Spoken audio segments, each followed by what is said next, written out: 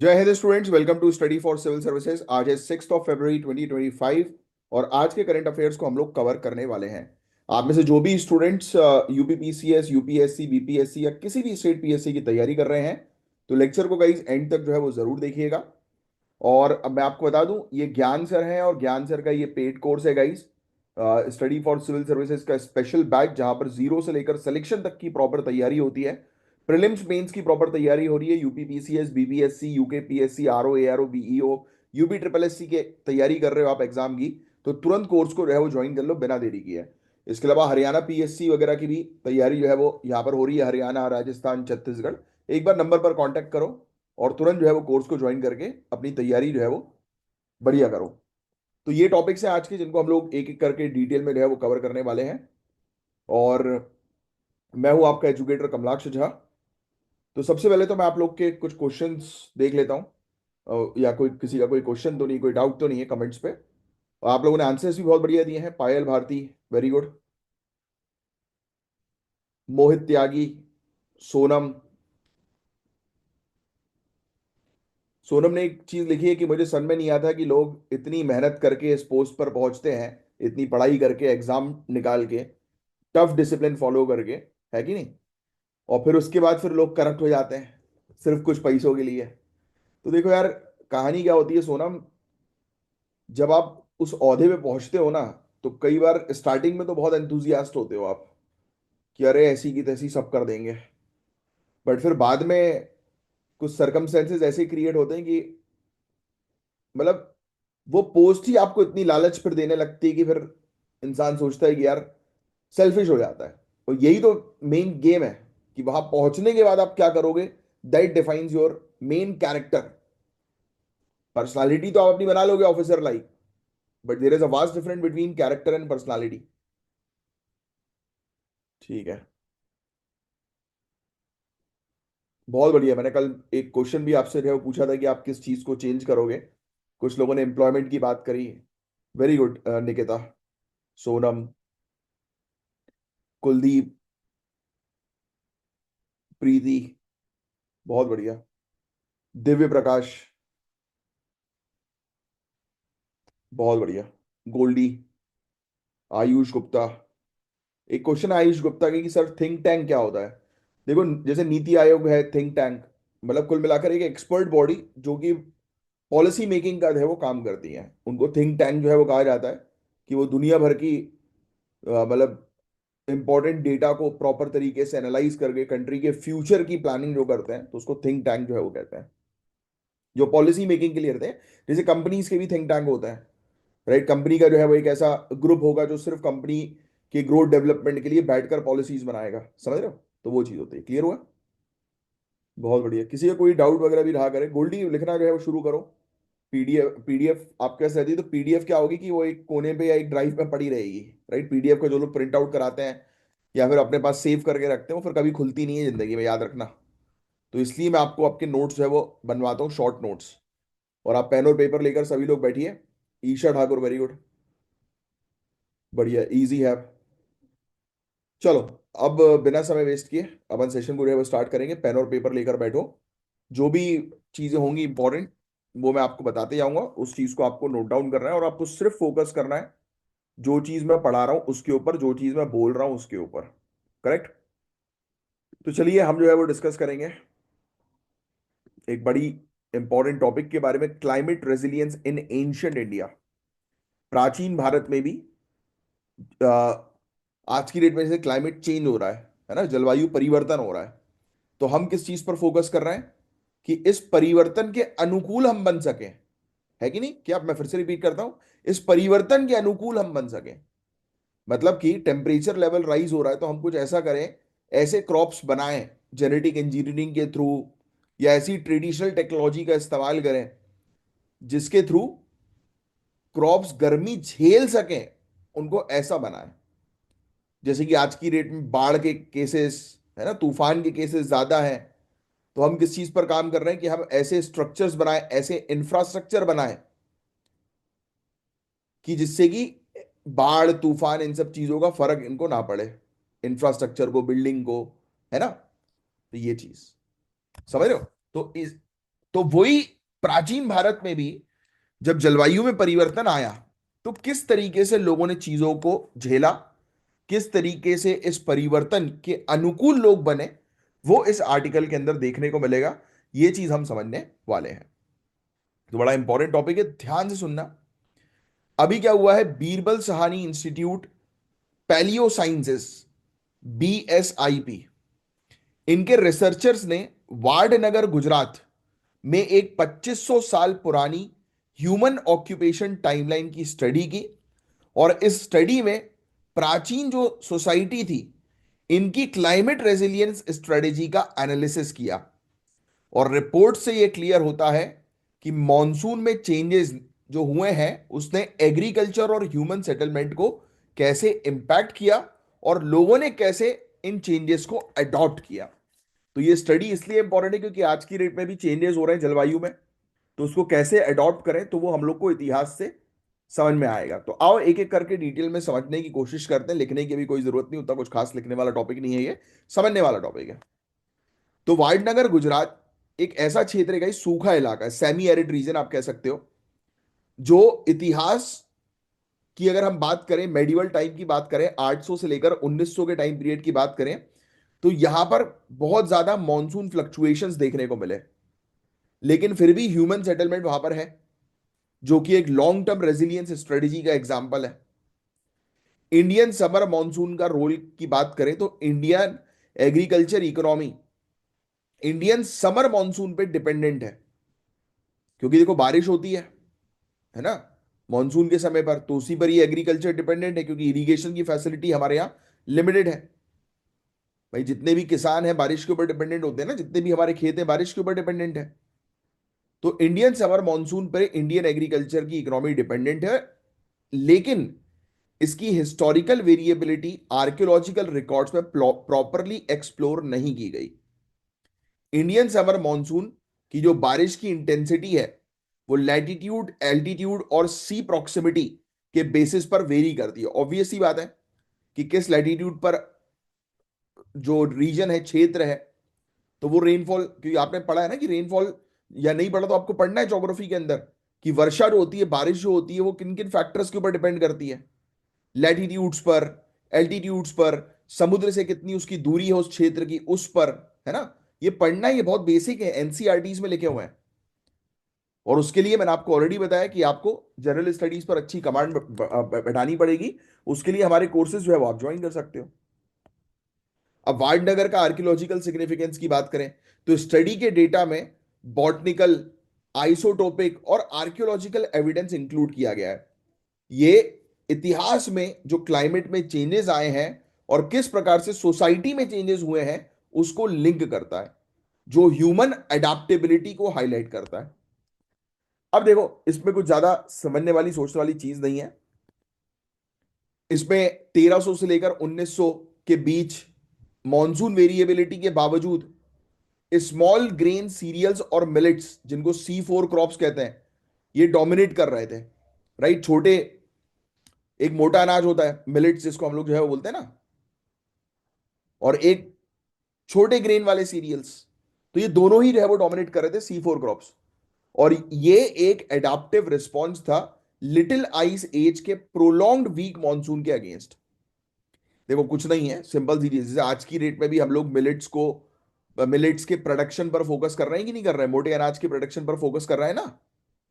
वो क्यों कर रहे हैं, क्योंकि ये मिलेट्स जो होते हैं उनको क्लाइमेट चेंज का फर्क नहीं पड़ता। और सेम वही हमने देखा कि इनने क्रॉप्स पर जो है फोकस किया, पहला पॉइंट। मल्टीपल क्रॉप्स और सोशियो इकोनॉमिक एडाप्टेशन ने सोसाइटी को सूखे और वेरिएबल रेनफॉल हैंडल करने में हेल्प करी। तो मल्टीपल क्रॉप्स जो है वो लगाना शुरू किया, क्रॉप्स को डाइवर्सिफाई किया, जो आज की डेट में भी हम कर रहे हैं, है ना। किसानों को बोल रहे हैं कि सिर्फ एक क्रॉप के ऊपर डिपेंडेंट मत रहो, मल्टीपल क्रॉप्स पर फोकस करो।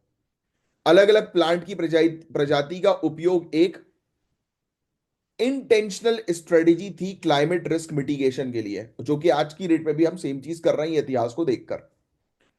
फिर पूरे दुनिया भर में क्लाइमेट इवेंट से कनेक्शन किस प्रकार से देखने को मिला, तो स्टडी इंडियन क्लाइमेट ट्रेंड्स को ग्लोबल क्लाइमेट इवेंट से लिंक करती है।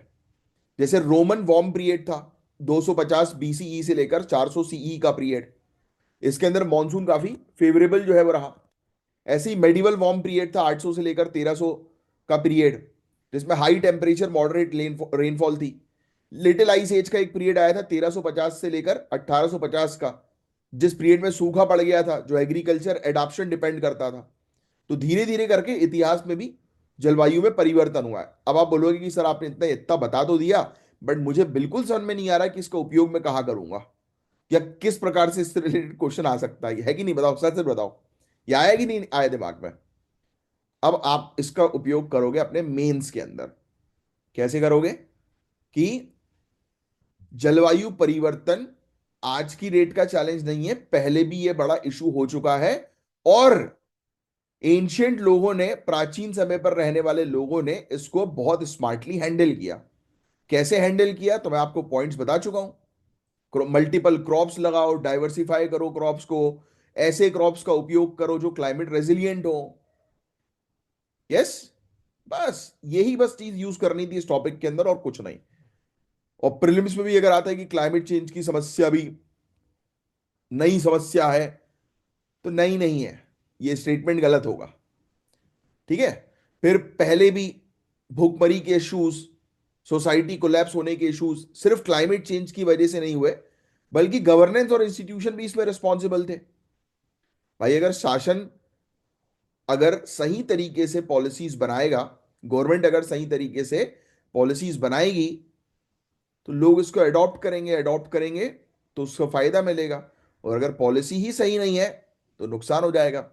तो जलवायु परिवर्तन किसी सोसाइटी के कोलैप्स का कारण नहीं है इकलौता, बल्कि एडमिनिस्ट्रेशन उसका कैसा है, वो भी एक बड़ा कारण है। स्टेबल एडमिनिस्ट्रेटिव सिस्टम और एडाप्टिव सोशियो इकोनॉमिक मेजर्स ने एग्रीकल्चर प्रोडक्टिविटी को सस्टेन करने में हेल्प किया। तो आपको प्रॉब्लम से जो है वो निकलना है, तो एडमिनिस्ट्रेशन एक बहुत इंपॉर्टेंट रोल जो है वो प्ले करता है अपनी पॉलिसीज के थ्रू, मेन प्रॉब्लम से निकालने के लिए। तो ये चीज आपको अपने दिमाग में बैठा लेनी, क्योंकि आगे आने वाले समय में आप ऑफिसर बनेंगे, तो ऐसी पॉलिसीज होनी चाहिए जो जनहित कल्याण के लिए होनी चाहिए। अब सुनो, मॉडर्न क्लाइमेट चेंज अडॉप्शन के लिए क्या चीज हमें समझ में आ रही है। देखो, एंशियंट समय पर जो स्ट्रेटजीज लाई गई, आज के क्लाइमेट रेजिलियंस फ्रेमवर्क में यूज हो सकती हैं। पहले भी उन्होंने मोटे अनाज का इस्तेमाल किया, हम अभी भी कर सकते हैं। क्रॉप डाइवर्सिफिकेशन करो, पानी का प्रॉपर तरीके से मैनेजमेंट करो, है ना। फिर इंडिया को ड्रॉट रेसिडिएंट क्रॉप्स जैसे मिलेट को प्रमोट करना चाहिए। इकोलॉजिकल नॉलेज और इंस्टीट्यूशनल सपोर्ट का कॉम्बिनेशन क्लाइमेट चेंज मिटिगेशन के लिए, क्लाइमेट चेंज को रोकने के लिए सबसे बेस्ट है। अब इंडिया का क्लाइमेट चेंज मिटिगेशन इनिशिएटिव, ये लिख लेना भाई, सिर्फ बुलेट पॉइंट्स, कि इंडिया जो है वो आज की डेट में जलवायु परिवर्तन को रोकने के लिए, कम करने के लिए क्या कार्रवाई कर रहा है। तो हमारे काफी सारे पहल हैं, इनिशिएटिव है, जैसे कि national action plan on climate change 2008 का, लो कार्बन और क्लाइमेट रेजिलिएंट डेवलपमेंट प्रमोट करने के लिए लॉन्च किया गया।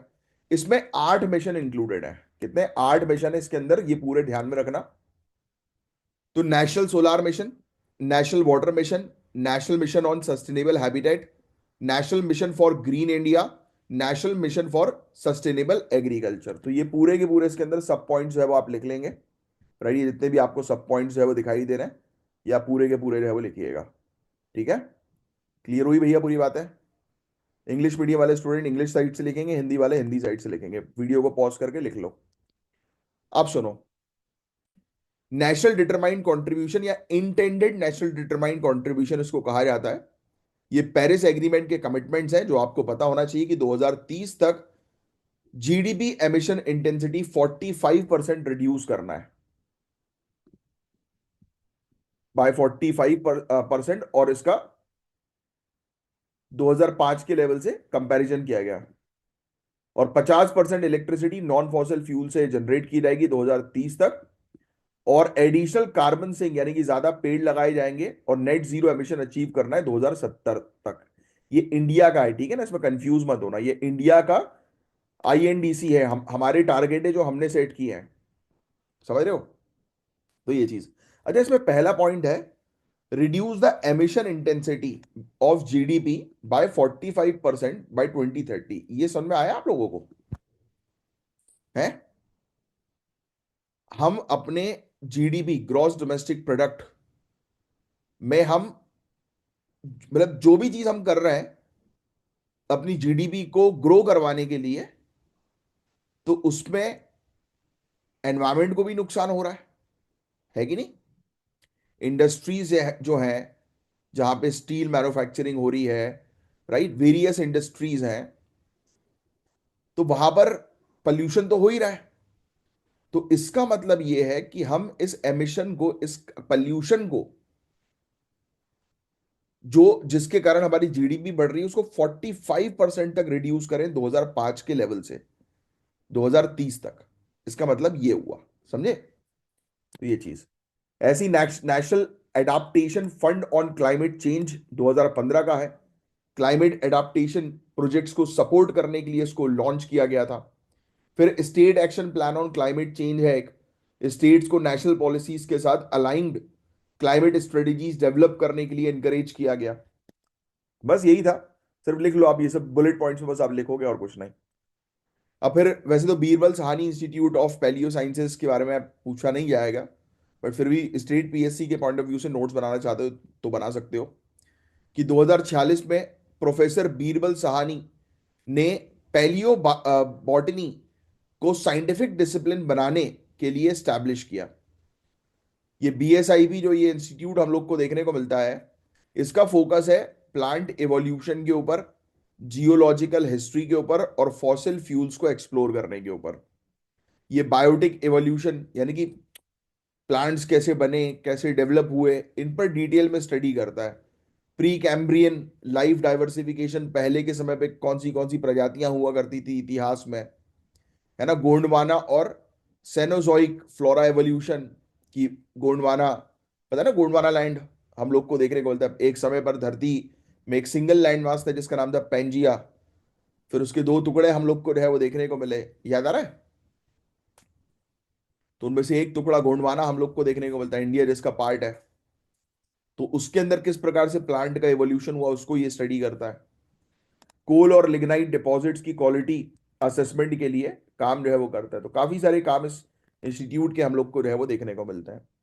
तो अभी ये जो पूरा टॉपिक पढ़ा, उस टॉपिक में कुछ ज्यादा था नहीं, हमें एक चीज समझ में आ गई कि जलवायु परिवर्तन का जो इशू है वो आज का नहीं है, पहले भी हो चुका है प्राचीन भारत में, और उसको लोगों ने स्मार्टली हैंडल किया है। और उन्होंने जिस तरीके से हैंडल किया वैसे ही अगर हम आज हैंडल कर लेंगे तो हम आज की जलवायु परिवर्तन की समस्या को फेस बहुत बेहतर तरीके से कर पाएंगे। तो नेक्स्ट टॉपिक में आगे बढ़ने से पहले, अच्छा, एक स्टूडेंट ने एक कमेंट और किया था जो मुझे अभी जस्ट अभी याद आया। मैं स्क्रॉल कर ही रहा था थोड़ा सा, और भी स्टूडेंट्स ने कमेंट किए हैं। एक ने लिखा था कि सर 1 घंटा प्लीज विद इन 1 आवर, प्रीति यादव ने लिखा था, और उस पर 3 लोगों ने लाइक भी किया है कि 1 घंटे के अंदर जो है वो लेक्चर बनाओ। देखो यार, पहली चीज तो मैं आप सबको क्लियर कर दूं, सिविल सर्विसेज की तैयारी जो होती है वो घड़ी देख के नहीं होती है, टाइम देख के नहीं होती है। मेरा ऑब्जेक्टिव जो है वो ये रहता है कि आपको एक अच्छी नॉलेज दूं अपने लेक्चर के थ्रू, और आपकी अच्छी एक प्रिपरेशन कराऊं, आपको रेडी करूं, आपकी पर्सनालिटी डेवलप करूं, राइट? क्योंकि ये सब चीजें आप पढ़ोगे तो क्या चीज काम की, क्या चीज काम की नहीं, ये समझने के लिए थोड़ा सा टाइम उसमें लगता है। मैं जानबूझकर लेक्चर को स्ट्रेच नहीं करता। मेरा ऑब्जेक्टिव है कि भाई आपके चीजें आपके दिमाग में बैठनी चाहिए, और आप जब मेरा लेक्चर सुनो तो वो पढ़ने के पॉइंट से जो है मत सुनो, सिलेक्शन के पॉइंट से सुनो कि भाई मुझे अपना सिलेक्शन चाहिए। क्योंकि ये मेरा 1 घंटे 1.5 घंटे का जो भी डोज होता है, तो आई होप कि उससे आपको काफी बेनिफिट मिलता होगा, आपको अपने आप को इंप्रूव करने में हेल्प मिलती होगी, राइट? जो और मेरे ख्याल से शायद कहीं और नहीं मिलती होगी पूरे दिन में। तो इसलिए मैं थोड़ा सा टाइम जो है वो लेता हूँ और कोशिश करता हूँ कि आपको अच्छी तरीके से गाइड करूँ, कि जिससे कि आपको जो है वो बेनिफिट मिले। एक क्वेश्चन है, सपोज करो सिविल सर्विसेज के इंटरव्यू में आप बैठे हो और बोर्ड मेंबर आपसे पूछ ले कि अगर आप एक किताब होते, अगर आप एक बुक होते, किताब होते, तो कौन सा टाइटल रखते अपनी किताब का? सोचो, अगर आप एक किताब होते तो अपनी किताब का टाइटल क्या रखते और क्यों रखते? अगर आप किताब होते, या फिर चलो आपकी अगर किताब लिखी जाती, तो उसका टाइटल क्या होना चाहिए आपके अकॉर्डिंग और क्यों? अब आप बोलोगे अरे बाप रे, अब लोग प्रिपेयर करके गए सिविल सर्विसेज के लिए है, पूरा पढ़ के हर एक चीज, चलो current affairs, international relation, ancient Indian history रट ली, मॉडर्न इंडियन हिस्ट्री पढ़ ली है, साइंस एंड टेक्नोलॉजी में क्या चल रहा है बेसिक, पूरी चीज पढ़ ली, और यहां पर ये क्वेश्चन पूछ लिया बोर्ड ने, फिर क्या करोगे? क्विक रिस्पॉन्स रेडी होना चाहिए, इसलिए मैं आपको ये सब एक्टिविटी करवाता हूं। बताओ जरा कमेंट बॉक्स पे लिखकर कि क्या क्या बोलोगे। चलो अब next next topic, again a very important, seaweed का टॉपिक है। हर 2-3 महीने में एग्जाम वाले इसमें न्यूज में आ ही जाता है। सबसे पहले तो यार आपको ये समझना होगा कि सी वीट जो है वो क्या है। और उससे पहले मैं आपको बता दूं कि ब्लू इकोनॉमी और सस्टेनेबल एग्रीकल्चर के बीच एक स्ट्रॉन्ग कनेक्शन मतलब बनता है। और इसी कनेक्शन को हम लोग जो है वो समझेंगे, किसको, ब्लू इकोनॉमी और सस्टेनेबल एग्रीकल्चर। तो ये बहुत ही एक्साइटिंग एनवायरमेंटली इंपॉर्टेंट टॉपिक है। Expanding seaweed cultivation in India, हम अपने इंडिया के अंदर सी वीड के कल्टीवेशन को जो है वो बढ़ाने पर फोकस कर रहा है। National conference on promotion of seaweed cultivation, Gujarat के कोटेश्वर, कोरी क्रीक, लिख लेना भैया, कोरी क्रीक, ये यहां पर है, ये कोरी क्रीक, कोटेश्वर कोरी क्रीक, कभी कभी आ सकता है कोरी क्रीक कहां पर है, कच्छ गुजरात में है। ठीक है, तो यहां पर national conference on promotion of seaweed cultivation हुई है, लिख लेना, प्रीलिम्स में आ सकता है, इंपॉर्टेंट है। और इसका मेन फोकस है कि इंडिया में सी वीड फार्मिंग को डाइवर्सिफाई करना, फिश फार्मर्स की इनकम बढ़ाना और ट्रेडिशनल फिशिंग पे डिपेंडेंस कम करना।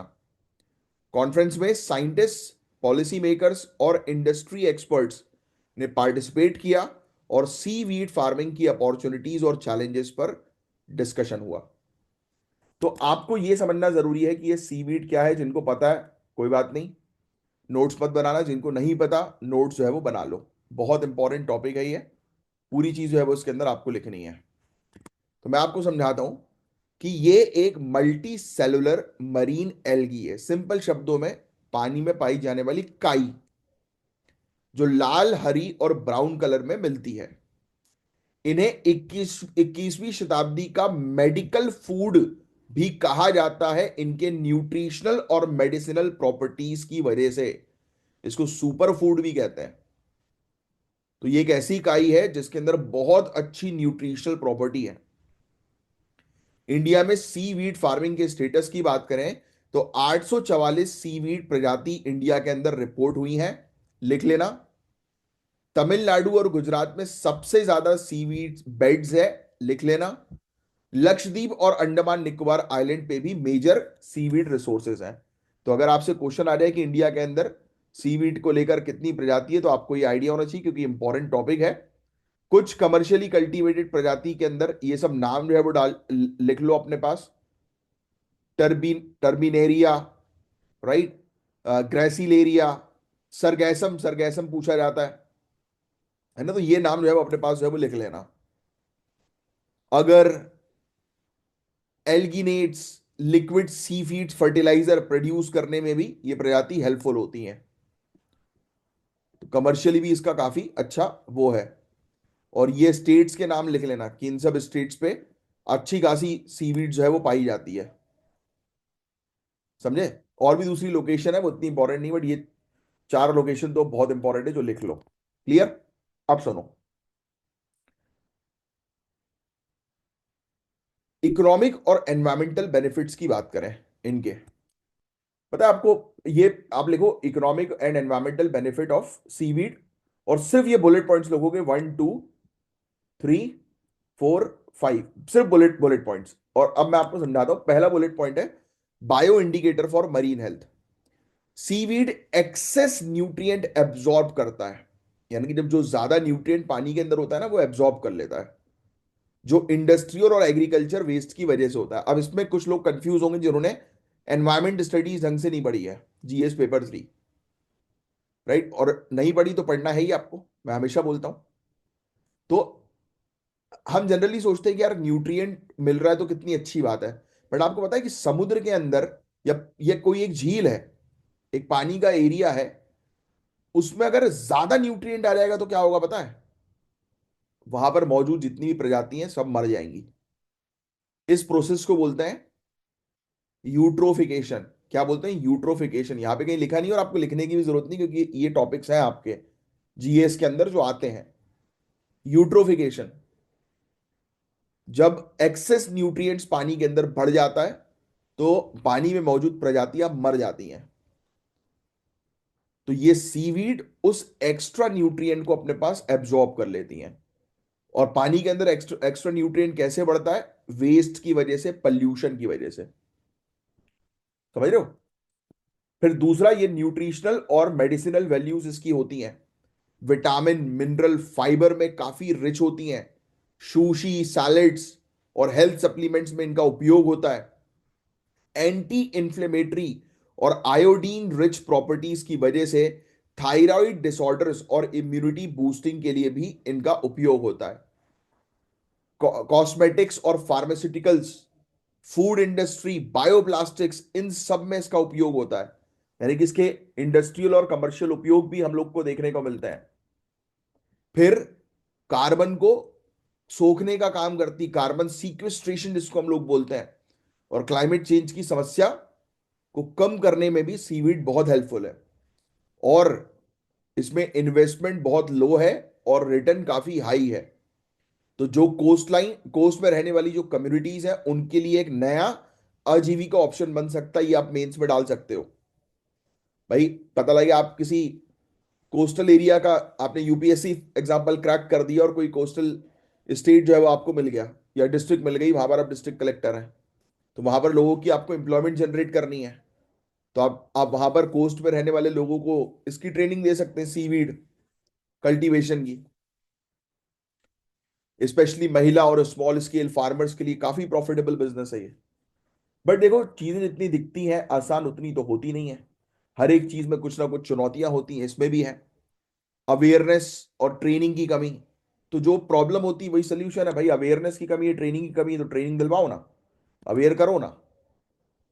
है ना? सप्लाई चेन का इशू है, प्रोसेसिंग का इशू है, तो वो बनाओ। रूल्स रेगुलेशंस की कमी है, पॉलिसी में गैप्स है, तो उसको फुलफिल करो। और एनवायरमेंट की चिंता, देखो ओवर हार्वेस्टिंग से, यानी कि अगर आप ज्यादा इसका, और किसी चीज की अति हानिकारक होती है, तो ओवर हार्वेस्टिंग से मरीन बायोडायवर्सिटी डिस्टर्ब हो सकती है। आप अगर इसको ज्यादा एक्सट्रैक्ट करोगे तो ऑब्वियस, क्योंकि ये खाना भी तो है यार, ये एल्गी दूसरी प्रजातियों का, तो खाना ही उनसे छीन लोगे तो दूसरी प्रजाति खत्म हो जाएंगी। तो सस्टेनेबल प्रैक्टिसेस अडॉप्ट करना यहां पर जरूरी है। अब सरकार के भी कुछ इनिशिएटिव हैं, वेरी इंपॉर्टेंट, लिख लेना सिर्फ इनिशिएटिव के नाम। सीवीड मिशन एक सीएसआईआर और डीबीटी का, डिपार्टमेंट ऑफ बायोटेक्नोलॉजी का, सीवीड फार्मिंग और प्रोसेसिंग का कमर्शियलाइजेशन करने के लिए लॉन्च किया गया। इंडिया के 7500 किलोमीटर की कोस्टलाइन पे लार्ज स्केल फार्मिंग प्रमोट करना इसका मेन गोल था। फिर प्रधानमंत्री मत्स्य संपदा योजना, काफी सारे लोग जानती हैं, लिख लेना स्कीम का नाम। ये फिशरीज और एक्वाकल्चर को सपोर्ट करने वाली स्कीम है जिसमें सीवीड फार्मिंग भी इंक्लूडेड है। फिश हैचरीज और पॉन्ड बेस्ड एक्वाकल्चर इनिशिएटिव को फाइनेंशियल सहायता मिलती है। फिर तीसरा, commercialisation of seaweed based products. अब जैसे कि Indian council of agricultural research, central marine fisheries research institute ने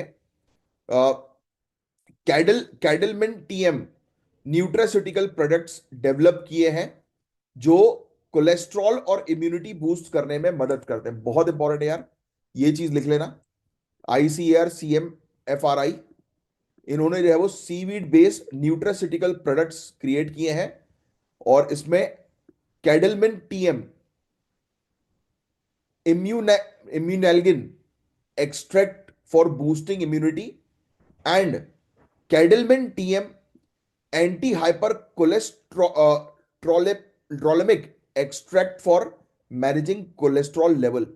देखो, सीवीड से आपने ऐसे प्रोडक्ट बना दिए कि जो कोलेस्ट्रॉल को कम करेंगे बॉडी से और इम्यूनिटी को बूस्ट करेंगे। तो ये मेडिसिनल प्रॉपर्टीज है ना इसकी। तो ये याद होना चाहिए आपको कि ये प्रोडक्ट कौन से हैं। आप आने वाले समय के ऑफिसर्स बनने वाले हैं, कुछ ऐसी महामारी आ जाए जिसमें इम्यूनिटी को बूस्ट करने की आवश्यकता पड़े लोगों को, जैसे कोविड के समय पर, तो आप लोगों को सजेस्ट कर सकते हो कि सीवीड से बने हमारे इस ICAR, CM, FRI, कि आप वो लो, प्रोडक्ट लो। ये दो प्रोडक्ट्स जो आपके कोलेस्ट्रॉल लेवल को भी, आज की डेट में देखो कितनी प्रॉब्लम्स हो रही हैं लोगों को, हो रही है कि नहीं हो रही है? किस चीज की? ये हार्ट अटैक की, है ना, हाइपर इंटेंशन जिसको बोलते हैं अपन, hypertension problems, cardiac arrest हो रहा है लोगों को, तो ये कोलेस्ट्रॉल लेवल के कारण हो रहा है। तो इसको कंट्रोल करने के लिए एक प्रोडक्ट तैयार हो गया, मेडिसिन तैयार हो गई है, ऐसी चीज, बहुत इंपॉर्टेंट। फिर सीवीड पार्क्स और रिसर्च सेंटर, तमिलनाडु में एक मल्टीपर्पज सीवीड पार्क डेवलप हो रहा है, लिख लेना, तमिलनाडु के अंदर। ICAR, CM, FRI, CSIR, central salt marine chemical research institute, और ICAR, CIFT जैसे रिसर्च इंस्टीट्यूट नए फार्मिंग टेक्निक्स डेवलप कर रहे हैं। तो हमें किस चीज पर फोकस करना है? जो प्रॉब्लम है वही उसका सोल्यूशन है भाई, इस पर रिसर्च करो, इनोवेशन करो, पॉलिसीज लेकर आओ, सप्लाई चेन को स्ट्रेंथन करो, प्रोसेसिंग इसकी नहीं हो रही तो उस पर इंसेंटिव्स दो प्राइवेट सेक्टर को कि वो इस पर प्रोसेसिंग पर काम करें, फार्मर्स को ट्रेन करो, राइट, अवेयरनेस क्रिएट करो कि उनकी इनकम इसके थ्रू बढ़ाई जा सकती है। तो सीवीड फार्मिंग सिर्फ एक एग्रीकल्चर प्रैक्टिस नहीं है, बल्कि एक सस्टेनेबल इकोनॉमिक मॉडल भी है। अगर India proper infrastructure, training, policy reforms पे फोकस करे तो सीवीड इंडस्ट्री ब्लू इकोनॉमी का एक मेजर सेक्टर बन सकता है। बहुत इंपॉर्टेंट, समझे बात को? अब एक और चीज है भाई, एवियन इन्फ्लुएंजा ने पेंगुइन्स और मरीन लाइफ को खतरे में डाल दिया। बड़ा इंपॉर्टेंट टॉपिक है H5N1 एवियन इन्फ्लुएंजा वायरस से रिलेटेड। इसके बारे में चर्चा करेंगे कल के लेक्चर में, आज नहीं कर रहा, आज थोड़ा सा टाइम जो है वो ज्यादा हो गया है। मैं अभी आपको डायरेक्टली जो है वो ले चलता हूँ क्वेश्चंस पे। ये वाले क्वेश्चंस जो है वो ट्राई करो, और फिर दो तीन जो टॉपिक्स हैं वो कल मैं आपको कवर कराऊंगा। तीन तीन चार टॉपिक्स हैं, आज दो ही टॉपिक पर रख रहा हूँ। उसके अलावा ये एंड टू एंड इंक्रिप्शन सभी को पता है क्या होता है? जानते भी नहीं जानते हो भाई? व्हाट्सएप आप चला रहे हो तो व्हाट्सएप में end to end encryption technology है। टेलीग्राम चला रहे हो, टेलीग्राम में end to end encryption technology है। तो जो मैं अभी बताने जा रहा हूं सिर्फ उसको सुन लो, तो आपको एंड टू एंड एन्क्रिप्शन पूरी तरह से समझ में आ जाएगी। आपको टेंशन लेने की कोई जरूरत ही नहीं है। देखो, सबसे पहली चीज तो ये समझना जो है आपको जरूरी है कि ये एक सिक्योरिटी टेक्निक है जो मैसेजेस को एनक्रिप्ट करती है ताकि सिर्फ सेंडर और रिसीवर ही उन्हें डिकोड और रीड कर सके। मतलब आपके मोबाइल से जो मैसेज गया है वो, जैसे आपने लिखा HI हाय झा सर JHASIR, ठीक है, आपने ये अपने मोबाइल पे लिखा, फिर जैसे ही आपने सेंड बटन क्लिक किया, सॉफ्टवेयर ने क्या किया, इस HIJHA झा SIR ये जो मैसेज आपने बनाया है उसको इस तरह कैसे बना दिया पता है? Star, hash, percentage, underscore, comma, bracket, समझ गए आप? मतलब इसको इसने एनक्रिप्ट कर दिया कि आपके मोबाइल से लेकर मेरे मोबाइल के बीच में अगर कोई पढ़ने की कोशिश करेगा उस मैसेज को, तो स्टार, हैश, परसेंटेज ये दिखेगा, उसको उसको मैसेज में क्या लिखा है वो नहीं दिखेगा। और जैसे ही मेरे पास मैसेज आया तो सॉफ्टवेयर उसको डिकोड कर देगा। समझे आप बात को? गेम सिर्फ सिंपल सा यही है, ये technology end to end encryption में यूज होती है। थर्ड पार्टी जैसे कि हैकर्स, गवर्नमेंट एजेंसी या इवन सर्विस प्रोवाइडर्स भी मैसेजेस को एक्सेस नहीं कर सकते। एन्क्रिप्शन से प्लेन टेक्स्ट जो रीडेबल होता है, जब आपको समझा रहा था, ये एक अनरीडेबल साइफर टेक्स्ट में कन्वर्ट होता है। किस में कन्वर्ट होता है? साइफर टेक्स्ट में, जो वही परसेंटेज है ये वो, जैसे जिसे सिर्फ ऑथराइज रेसिपिएंट ही डिक्रिप्ट कर सकता है। समझे?